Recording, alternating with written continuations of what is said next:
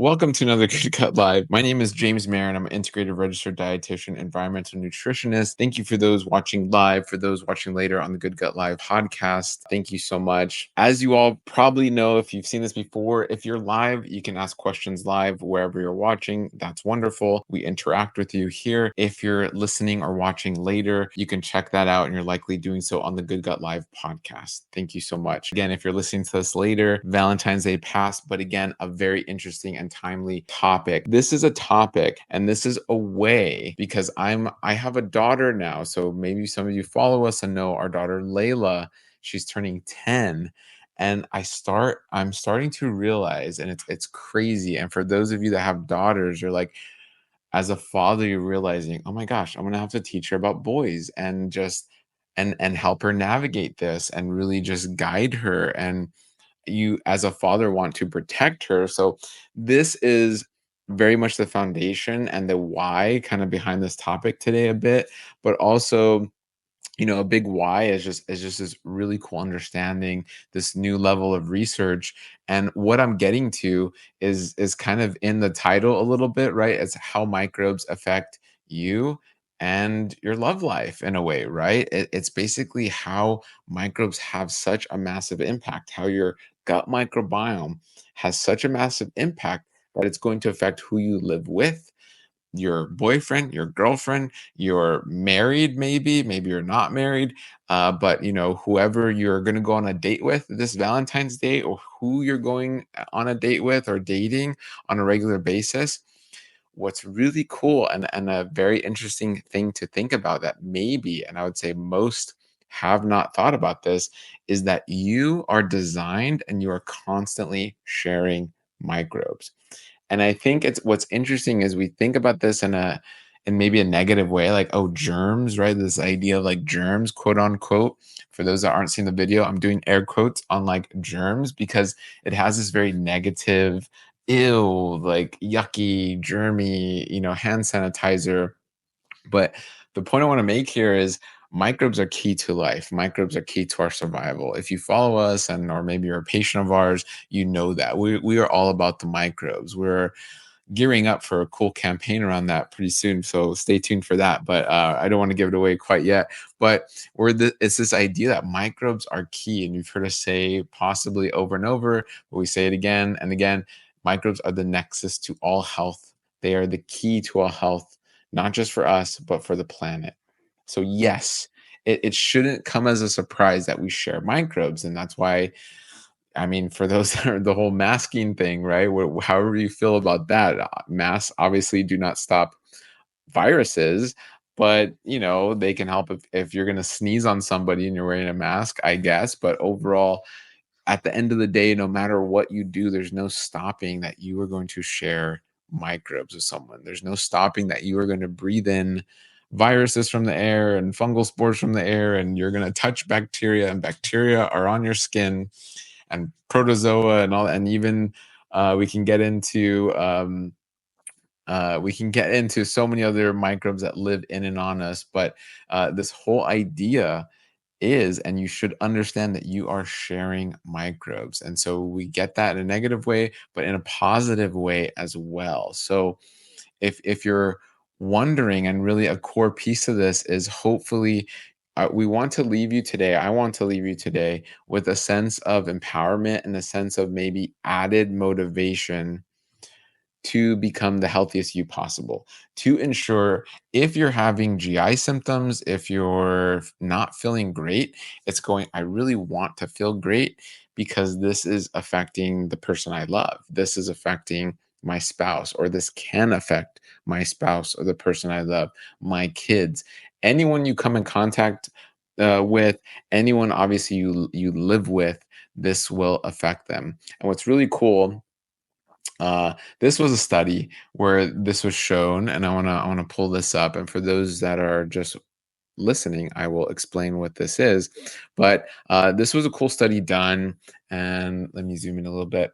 The title of the study is "The Soil in Our Microbial DNA Informs About Environmental Interfaces Across Host and Substance Sub." I can't speak today. That's not good doing a podcast. Subsistence modalities, that's the word I'm looking for. So there's that one. There's also another study I need to pull up that was very cool that we reference quite a bit, where it's essentially our environment is shaping our gut microbiome. So anyway, I can pull up study after study, and I'm gonna show like maybe one or two examples if it makes sense. But I won't try to nerd out too much. We try to make the Good Gut Live podcast for the everyday person and not really for the gut nerd, quite a bit, but, hey, it happens from time to time. This is another easier title to go with. I'm gonna pull it up right here. Here we go. And it's kind of like it just asks the question, does soil contribute to the human gut microbiome? Spoiler, yes. So this one's really soil focused, but very cool study. And essentially, from these studies, we are understanding and finding that, uh, you know, as we age, especially, and meaning we're not this newborn baby drinking breast milk, we are an adult, or we're, in our 20s and 30s and 40s. We're not just these little babies with a brand new immune system and microbiome. That environment is a bigger predictor of what will shape and how our gut will look. So, for example, in this study, it was really cool. They pointed out that there's more similarities between roommates versus family members, meaning you could share. Human DNA, we could do DNA tests and understand, oh, that's my brother and that's my sister and that's my father, right? We can do paternity tests, and that testing is based off your DNA. You have so many similarities in your DNA that we can tell this is your father, this is your mother, this is your brother, this is your sister, right? This is a close relative. That's sort of like the whole idea of 23andMe and finding all these relatives and where you're from and kind of pulling these genes together. That's where it comes from, right? We can do that. But what's interesting as we test the DNA of our microbes, which is a whole nother that's the whole where the word comes from, microbiome. The ohm is the genetic material. The microbes in and of itself, we call it the microbiota. Microbiota are all the microbes. Microbiome are the microbes and the byproducts, the genetic material, the genetic coding from all those microbes, which is really cool. And when we look at that can look like your siblings and your father and your mother early on, but as time goes on, it's going to look more like your wife, your husband, your kids, obviously. But your husband, you're not, hopefully, not related to. Uh, no offense, but hopefully you're not related to your husband or your wife or someone you've married or your boyfriend and girlfriend. Um, or your roommates, right? You're obviously not related to them. Maybe a cousin moves in with you, but you get the point where what will happen though is your environment will start to shape your microbiome.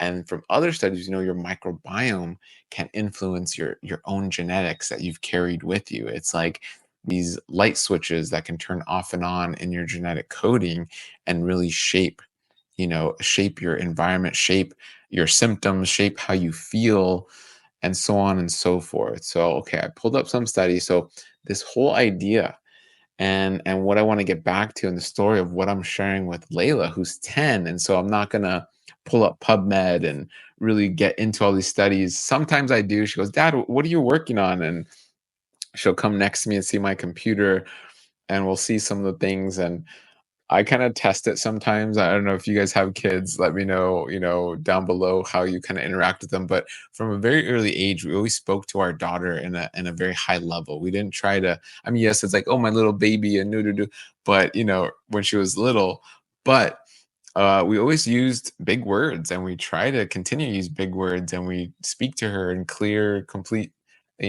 big sentences, even when she was little. And so there's times like, oh, I'm looking at this, study. I was researching fermentation recently and going like anaerobic and aerobic fermentation, the alcohol and, organic alcohols versus all of this. And sometimes you can see her eyes kind of like glaze over, like, I'm wish I didn't ask that. But It's what's interesting is how kind of then going back to what I was saying, the original point is how do I am I going to express this to my daughter, right? How am I going to educate her? Because one of the big factors and one of the ways I want to protect her and why I'm bringing this up and I want to protect all of you and share this thought with you is for me as a father, I want to help my daughter understand it's very important who you share your microbiome with. Obviously, as a father, I don't want her dating lots of guys. I don't want her to, I guess, to be fully transparent and straightforward, be this promiscuous young woman as she gets older into college and things like that. I want her to not only understand the ethical, moral, religious, everyone has their own perspectives on this, implications of that, but also the scientific and biological, which is really cool to understand. There's a reason I think we as a human species are called to find a mate. I think again, I don't this is a whole nother topic of this, but we are of the mindset that, we as humans are called to find one mate. We believe that. There's science to back that up. And again, we can get into ethics and morals and philosophy into all that. But from a scientific perspective, there's evidence on that, right? So there's evidence that when we find this mate, we are sharing genetic material with them. Clearly, when you kiss someone, right? When you have intercourse with your spouse, right? When you do that, you are sharing genetic material. That's literally how you make children. But it's not just our own genetic material, it's our microbial genetic material. And what's crazy is we get this, that's why we wash our hands and all of that. But there's a disconnect of this just day to day, this healthy and even sometimes unhealthy way to share this genetic material. This unhealthy way being some of us have candida overgrowth, some of us have H. pylori, some of us have, antibiotic resistant strains of bacteria. Can we communicate that? Can we share that? Are we sharing that with those that we love? Are we sharing that with our kids? Overall, yes. And that's not to freak out, but it is a word of caution. It is a word of consciousness to be aware of this.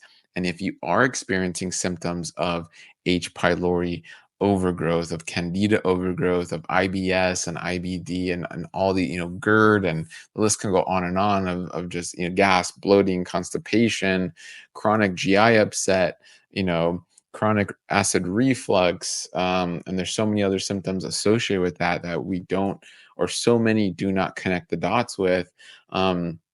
But if you remember nothing else in this podcast today, it's just this idea and something to think about is how do you want to share your microbes with someone you love? Ideally, and I know for me, and what we're trying to teach our daughter as she gets older, and even just being a healthier and cleaner kid, for other kids around her, it's not that microbes are bad and we need to kill and disinfect, but it's like, how do I facilitate a healthy microbiome? So when I hug my friends and I eventually kiss my spouse, and even with Dahlia and I, when we share microbes together, how are we doing so in the healthiest way possible? It's like we're giving a gift without realizing we're giving a gift, right? When I'm a healthy person with a healthy microbiome, those I come into contact with, whether it's a kiss on the cheek or a handshake, I'm giving them a gift without realizing. Our microbes are interacting, right? All that microbiota and the virome and all that are going to interact with one another. That is the story and the essence of being human. We are interacting with one another clearly with words and conversations. I get to do that here with all of you listening and watching, which is really cool. But in person, that's why in person can feel so much more special, right? That's why that handshake is connecting. That's why that hug is healing. I've gotten great hugs in my life. And I know I'm a physical touch, my love language.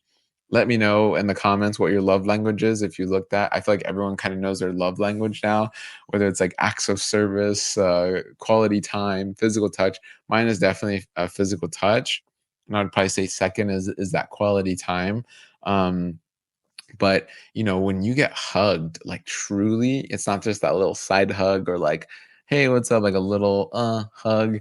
It's a just someone loves you unconditionally hug. Man, we all need those, right? That feels so good. And it's on so many levels. But now understanding, yes, we're releasing these neurotransmitters, but we're understanding our microbes make so many of these neurotransmitters. And when we're hugging, we're sharing these microbes, and we're, from everything from our breath to our skin to our saliva, everything, we're sharing these microbes, and it's a very beautiful thing. And so let this be more motivation where are then to kind of flip side this, and it can be this beautiful, very positive thing. But, are we sharing unwanted microbes? And so the big question you can ask is, and you can type this into Google. I love how Google has like the AI aspect now. I'm so I don't always know. It's like there's Grok and there's Google. I don't know what Google's AI is called exactly, and I know I think Grok is like X's AI. Anyway, there's all this AI. But what's really cool is when you're Googling stuff now, it gives you like an AI overview of even some of the studies and how you Google. But let me pull this up. But can you share antibiotic resistant bacteria? Yes, it can spread person to person. Now, this isn't to freak out, right?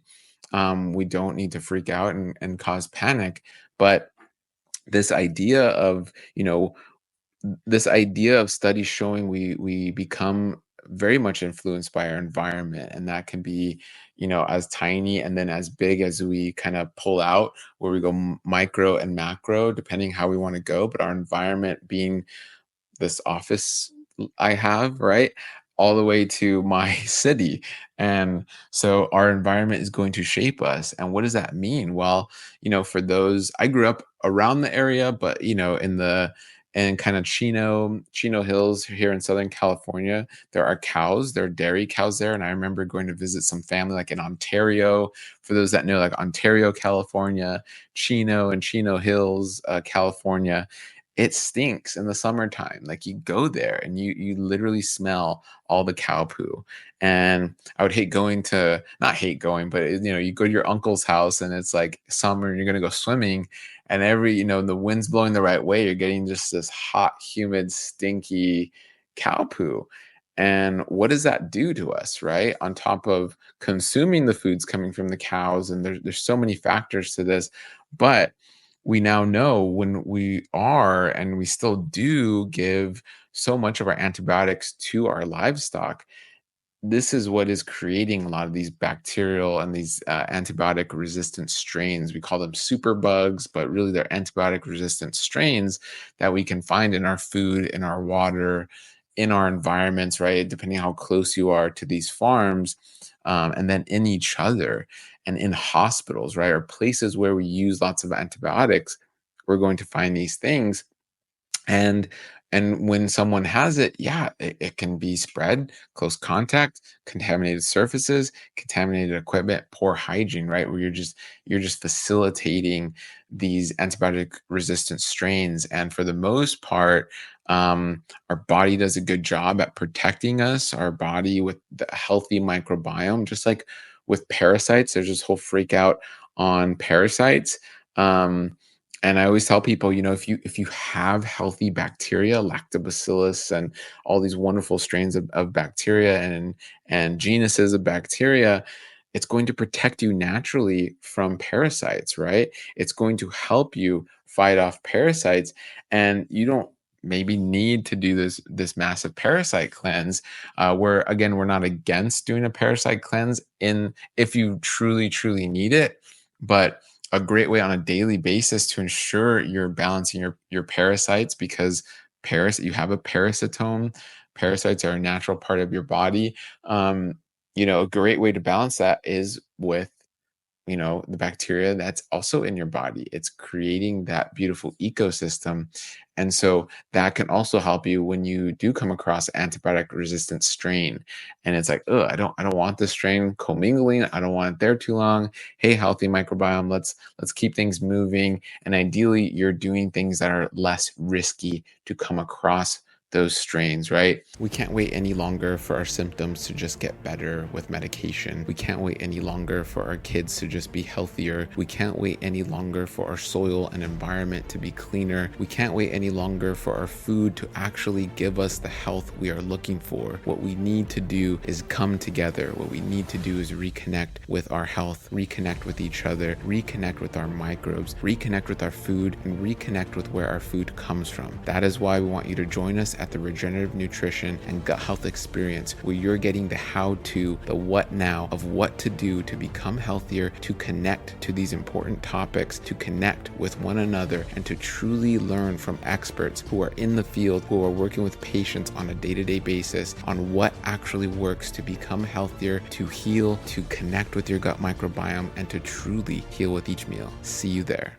Let's get into that. What does some of that look like a bit, right? So if and again, we'll kind of reiterate this, but if we know, okay, we can share microbes with each other, we're designed to share microbes with each other, we can, right, share microbes with each other. And on the flip side of that, there are times, well, and so back up really quickly. This is a good thing. We want to do this. We're designed to do this, right? I just want to reiterate, this is a good thing.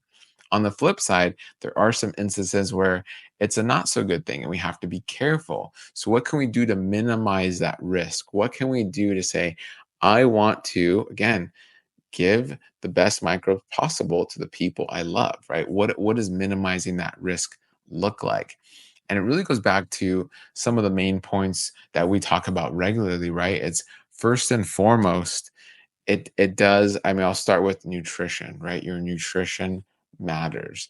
And so first point in that is plants, simply put. I'm going to just start with that. Eating plants in so many studies is shown to help you with the robust gut microbiome, whether you're looking at the fiber and the soluble fiber and the insoluble fiber and the polyphenols and even the macros in there, and just how they are synergistic with all of that. It's going to help facilitate a healthy gut microbiome. Okay. With your nutrition, on the other side of that is, if you are eating animal products, quality animal products. And what I mean by quality is understanding the animals you're eating and even the plants you're eating have a microbiome. And so if you are eating animals that are sick, that are diseased, that again have been exposed to too many antibiotics, just like us as humans, if we're exposed to too many rounds and doses of antibiotics, we do not feel good. We start to get imbalanced. We have that dysbiosis. We have, illness and sickness from that, because we are designed to house and care for a healthy microbiome. With antibiotics, that is disrupted. And if it happens often enough, it can have serious ramifications, right? So just like us, we are mammals. If you are eating mammals, you want to ask, how healthy are these mammals? And yes, healthy animals that you want to eat are expensive. If you go to the farmer's market, or if you live next to a farm and they are able to process animals there and they're grass raised and grass fed and grass finished, it's way more expensive than what you're going to find at your local supermarket down the street in an urban area, right? It's very, very different. So, yes, you're going to pay more, but it's this idea of minimizing risk. So it's eating more plants, and you can eat all plants if you're like, I don't have the money for, $45 a pound, or even sometimes an ounce, depending where you are, cut of really lean, high quality meat of some sort. I haven't actually purchased meat in so long. I don't even know how much it costs anymore right now. It was crazy to think I haven't eaten meat in oh my gosh, in like 15, no, more. Because yeah, that was one of the things. I mean, I cut out pork so long ago, and then chicken, and then beef, and then you cut out these things, and it's not, again, we have many patients who eat these things, but our goal is to help you eat more plants. So our goal isn't to say, oh, and judge you and go, oh, you shouldn't be eating this. This is so bad. But we're here to inform you, and you make the healthiest decision. We're here to look at your symptoms and say, this is what's going to help those symptoms ultimately, what I will say is we're here to help you eat more plants, no matter what. Whether that is whether you're eating 10% of your diet as plants, we're like, we got to bump that up, and you're making progress and going to 20%, 30%, or you're eating plants and you're like, but I want to eat more and I want my gut to feel better when I do. And so it's bumping up to like 80% plants or more. Great. Wonderful. You can get your protein and great complex carbs and healthy fats and all these wonderful things from plants. And that's really our goal, to help you eat and tolerate more plants. So, all that to say, if you are eating animals, it's understanding the animal has a microbiome. The animal's health is important to your health. It wouldn't make any sense that it doesn't matter. It doesn't make any sense that, you can just burn off the microbes, right? And so, because that's what a lot of people think. I think the whole idea, if you guys remember, just really bad E. coli outbreaks in fast food and restaurants, it happens from time to time. But I remember really bad in the 90s and early 2000s, and so it really set this idea in people's head of cook your meat well, right? This idea of like cook your meat because of the E. coli. Well, the E. coli came from just bad farming practices and too many antibiotics, and that's why we still get these outbreaks. There's just too many antibiotics, and it's this idea. I think everyone thought, well, if we just cook it, if we just properly heat and we're just going to kill the microbes. You're right, but that's not the full story, and let me tell you why. If you cook the meat, or anything for that matter, you are going to kill the microbes when you get to a boiling point, a pasteurization point, right? That's why we do these things with heat. It kills the living microbes. However, those microbes, and especially when we think about like a cut of meat, depending, and I would say on average for those listening and watching, you're eating a piece of meat that has been dead a very long time. Let that sink in for a second if you are eating animals. And again, my goal with this, we're going to get back to the whole Valentine's Day, but this is part of it, right? Is again minimizing your risk, because we don't think about it this way. For those of you eating animals, I don't care what animal it is, and you're eating it, that animal's been dead a very long time. From the time the animal died, it had to be processed, and then it had to be, and in that process there's so many steps, and then it had to be either cooled, likely frozen, packaged, right? So that's plastic typically, and then packaged again, and then loaded up, and then shipped, and who knows, depending where that's being shipped.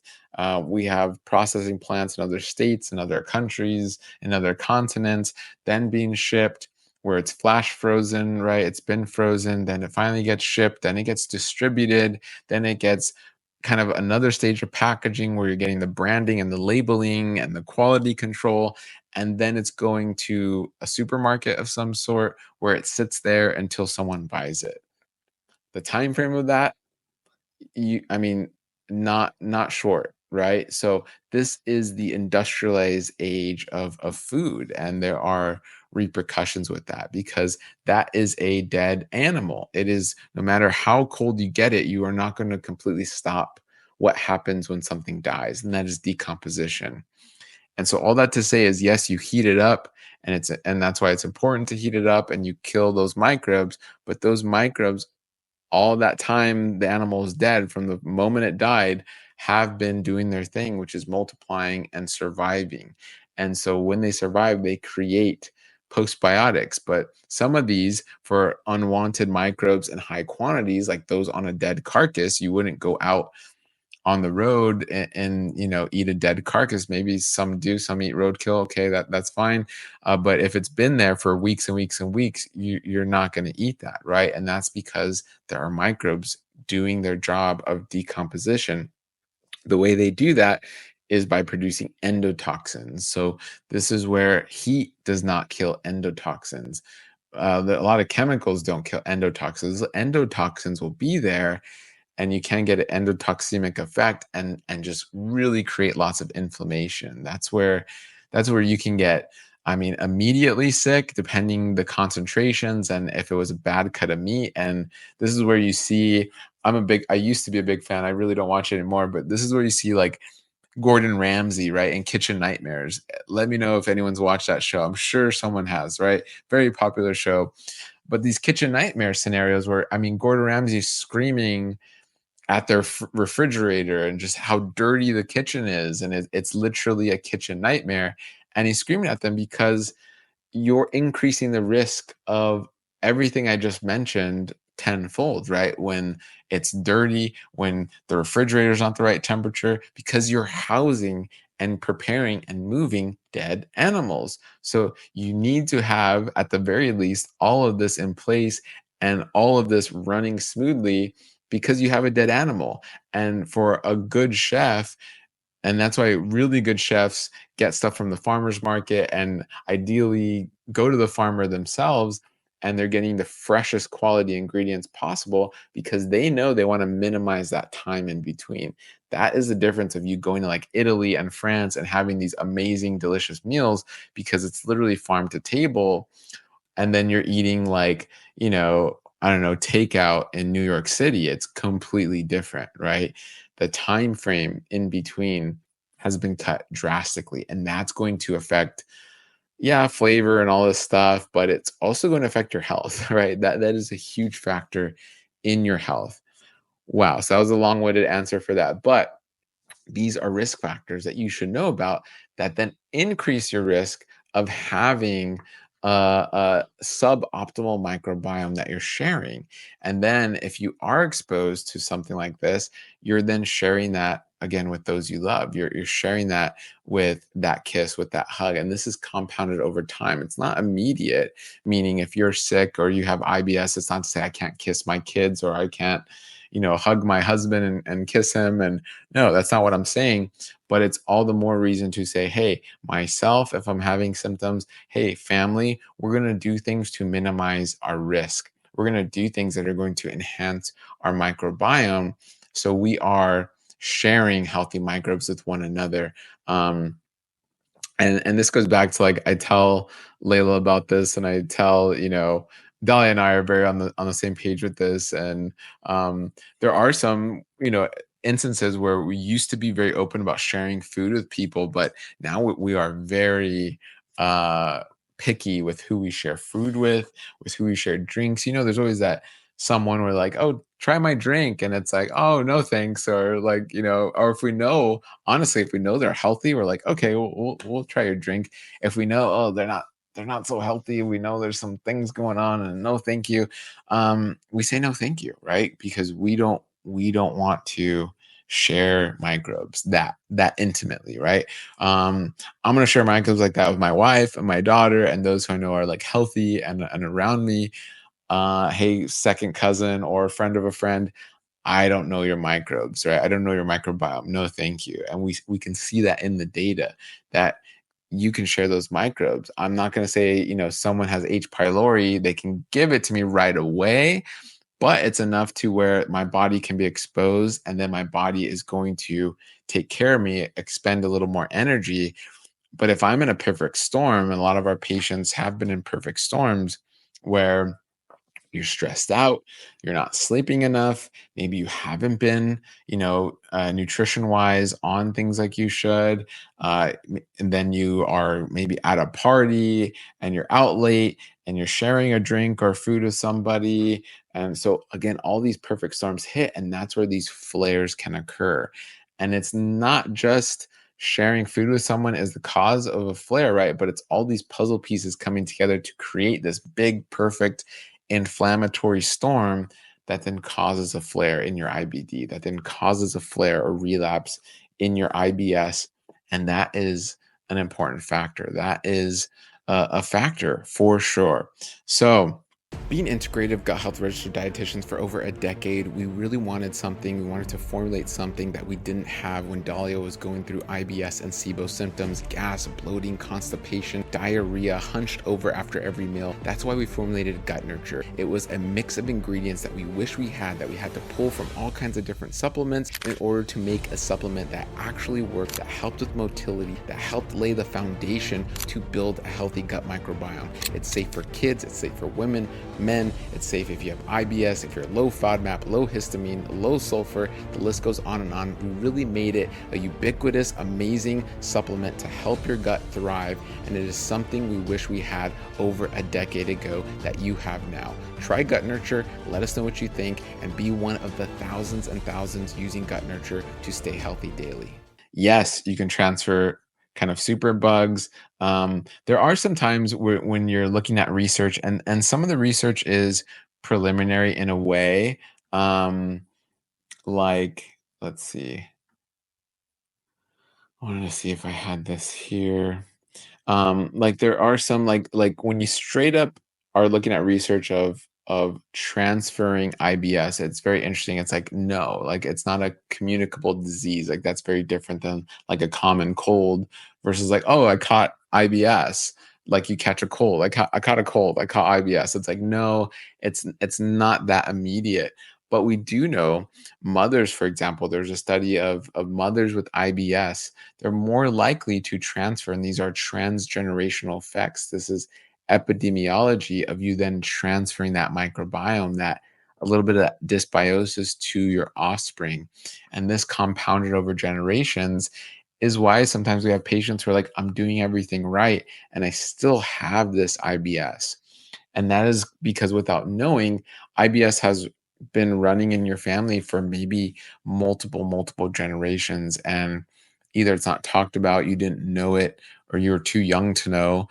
Um, and you're only realizing it later on when you go back to your mom or your grandma, like, did you have this symptom and this? And was it? And they go, oh, yeah, I did. And you're like, oh my gosh. And so, in that sense, over time and through generations, we're transferring kind of IBS, air quotes, right? Or we're transferring a dysbiotic gut, right? Gut microbiome. And so we're transferring that to our kids. We're transferring that as generations go on. And we kind of create this perfect storm. But so that in and of itself is important to kind of differentiate where I'm not saying, and again, I don't want anyone to freak out where you're going to transfer IBS. If you have gut issues, don't kiss your kids. No, if you have gut issues, take action. If you have gut issues, minimize your risk. If you have gut issues, eat plants and you're going to figure out how to eat and tolerate more plants. If you have gut issues, look at your animal products. And then to a third point, if you have gut issues, look at your environment and start with your immediate. So I'm going to go, we were going inside, right? A bit. Now we just go on the surface. What are you putting on your body? Is I think where we'll kind of finish because we can keep going, but yeah, this is a lot. And this is a reminder your environment matters. So the next big step is what you're putting on your body: colognes, perfumes, hairsprays, shampoos, lotions, you name it. I know there's so many more. Dahlia has so many like healthy products. If you guys want Dahlia's product list, email us, click down below, and you can contact us, marriedtohealth.com, info@marriedtohealth.com if you want that email and that information. But, retinol, I don't even know all the creams, but all the creams you can put, both women and men will use creams and hair products and all that.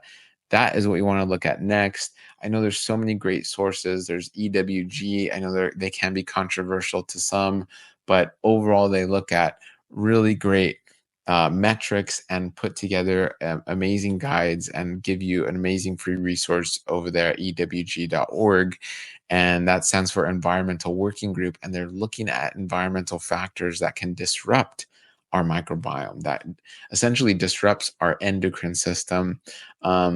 And so that would be the next way to minimize your risk, is going, what am I putting on my body in these creams? Are these creams disrupting my skin microbiome? Are these creams then entering my body? Because if you put on chapstick or a lip gloss or lipstick, and the list goes on, and what's going on in your skin will be absorbed by your skin. And we do know these chemicals, especially if they're forever chemicals or endocrine disrupting chemicals, they can be endocrine mimicking, neurotransmitter blocking, and they are going to disrupt your microbiome. Again, the human body is very strong. You are very strong.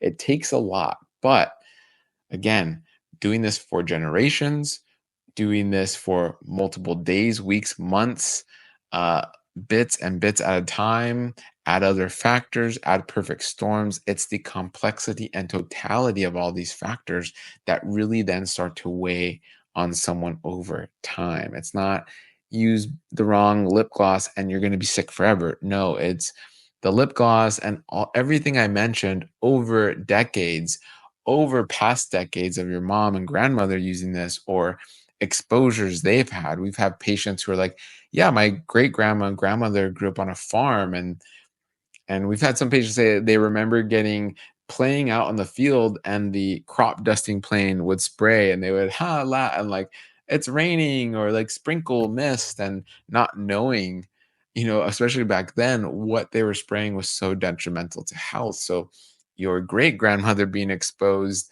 and what's crazy, I point this out sometimes, is your great grandmother had the eggs. So all women have all the eggs they will ever have.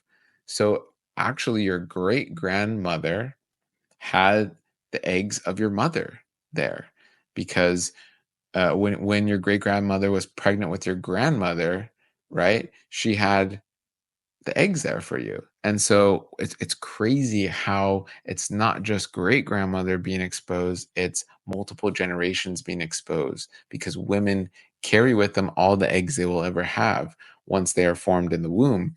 And so your great grandmother pregnant with grandmother, and grandma had the eggs of mom. Boom. So there we go. It's literally two generations being held by one pregnant woman, and compound that over multiple generations. I hope that didn't hurt your head as much as it hurt mine a little bit, but it's pretty crazy to think about that. So whatever great grandma carrying grandma, right? And then the eggs, which will eventually become mom, eating, playing, walking, exposure, and especially so long ago, we didn't know so many of the things we know now, that can affect you, right? That can affect you. But the good news is, and that's why we are Heal with Each Meal, you can change things. You can, again, minimize these risks every single day in multiple ways to change things. It starts with how you eat, or wherever you want to start. It can start with what you put on your skin or what you're putting in your body, and you can make gradual changes to really start to change things in, on, and around your body. And what we know by studies is that this has a massive impact on your microbiome, which has a massive impact on your health. So, yes, so it is, yeah, lip glosses, shampoos, conditioners, so much more. Um, and I don't want to get, there was one I want to pull up here. Where did it go? This is, there we go. Wait a minute. This is where lives can get. I wanted to pull this up, but I seem to have. I don't know where it went. Bummer. But there's a study, because there will be some out there that's like, no, you really can't. You're not going to transfer. It's not that big of a deal. And I want to say something just overlooked. I'll still try to find it, but oh, here we go. Yes, I found it. So this is where, even for those who are celiac. So I just want to. This is maybe my last point, but for those who are celiac, there's really not good research done yet on when it comes to kissing someone, right? So we hear this a lot where wife or girlfriend, and it's typically women are more prone to GI issues, celiac disease. And so women are celiac, and there was like, I'm gluten free. I'm very strict because I have celiac disease. And those with celiac disease know they need to be strictly gluten free. But what about your boyfriend? What about your husband? And typically, a good boyfriend or husband will like, okay, I'm gluten free with you, right? Dahlia and Layla in our family, they are way more sensitive to gluten. They're not celiac, but they're sensitive to gluten for a number of reasons, and we've talked about that in previous episodes. But they are gluten free, And so I'm gluten free for the most part. Unless we're out, unless we're traveling, maybe like in Europe, I'll eat some gluten. I minimize my gluten. And if they were celiac, I would have no gluten.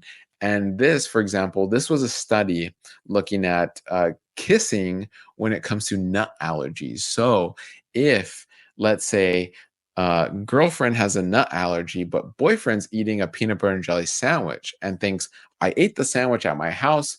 I'm going to go see my girlfriend now, and kisses the girlfriend, there are allergens in his saliva that can trigger the girlfriend's allergy. Is the same true for gluten? There's many who say yes. There's not many studies on this, but this study looking at gluten and celiac disease and the idea of sharing the allergy via this is the whole this study. Let me go up. Dating while gluten free. Don't kiss and don't tell. And this is an editorial piece in Digestive Disease and Sciences.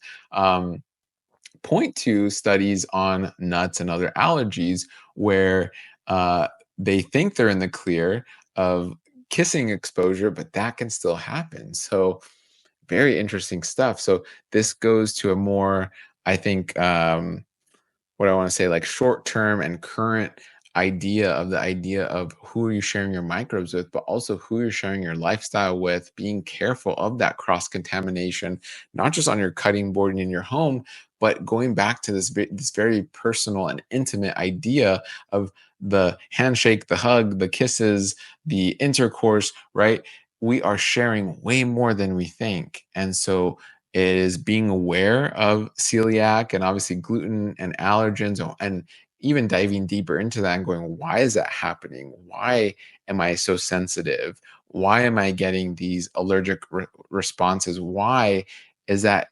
Can that potentially even lead into autoimmune disease or my immune system is overactive? We did a whole episode on autoimmune disease and the connection between the gut, leaky gut, all of that. Very, very important. And us as integrative registered dietitians, we love looking at this, but we take a food focus. We take a medical nutrition therapeutic focus to help alleviate and reverse a lot of this, right? And so with that, it's something as simple as like, yeah, is my husband eating gluten and thinking, oh, enough times passed. Hi, honey, kiss. And you're going like, I don't feel good today. Or that could be a little piece of the puzzle of why you don't feel good that day and understanding that and realizing that.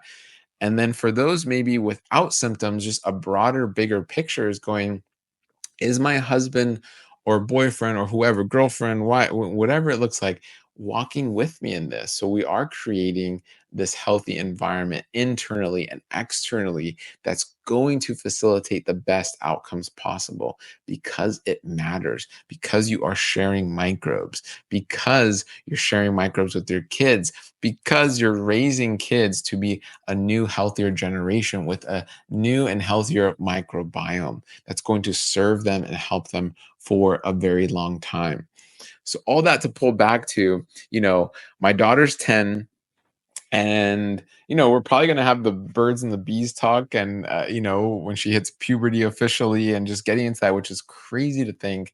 And I'm not worried about it, but it's like, wow, it's crazy to think that that's on the horizon. But one thing I've been instilling in her, and a great way to communicate this, is understanding you're sharing microbes. It's like the reason why I love mommy and I only share my microbes with mommy is because I don't know what other microbes are out there. I want to find someone to share my microbes with forever and only with them forever. And she understands those concepts. She sees, oh my gosh, and we haven't told her about STDs and all that, but that's viral. Those are viral diseases many times, or many of them, not all of them. But there's a reason why there's sexually transmitted disease. There's a reason why things can be transmitted so easily and so severely when you're not careful. And really, every day we are transmitting, right? We are communicating. And it's the everyday communication and transmission that you want to be aware of and you want to take care of and ensure that every day you are sharing the best microbes you can. And I'm sharing that with our daughter now. So this concept isn't so foreign and she can understand like, hey, boy when I'm 18 trying to take me on a date, I'm not kissing you. I'm not ready to do that. It's a great way, I think, and we'll see. I'm gonna continue to test this theory of just empowering her with this education information to go, my microbes are very important, and I'm not going to just share them with anybody. I'm going to share them with someone who's extremely special, extremely healthy, extremely right for me and my microbes.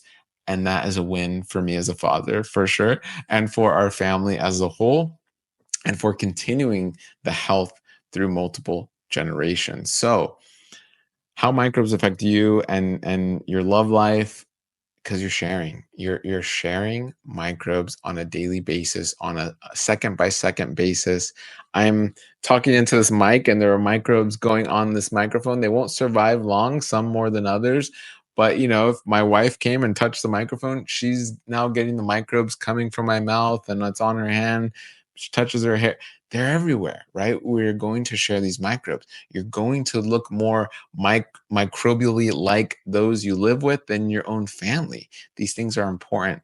And let this serve, if you're listening to this podcast, thank you, as a reminder of a more of a motivation to get healthier, to take action, to make sure you're going to share the healthiest microbiome possible with those you love and with those around you. Thank you so much, guys. We always love coming with you weekly for our Good Gut Lives. And if you're listening or watching later on the Good Gut Live podcast, thank you so much. If there are other topics you want to learn and understand about, click below, learn and hear about, not understand about, but click down below. We thank you guys so much for joining us and being with us. And until next time on Good Gut Live, deal with each meal and heal with each meal. And I'll say, make sure you take action. If you want to learn more about what we do, how we work with you, your insurance, out of pocket, go to marriedhealth.com, where we can do telehealth and see. Really, we work with patients all over the world. Head over to marriedhealth.com to learn more. Click down below, like and subscribe, and we'll see you next time on Good Gut Live podcast. Bye, everybody.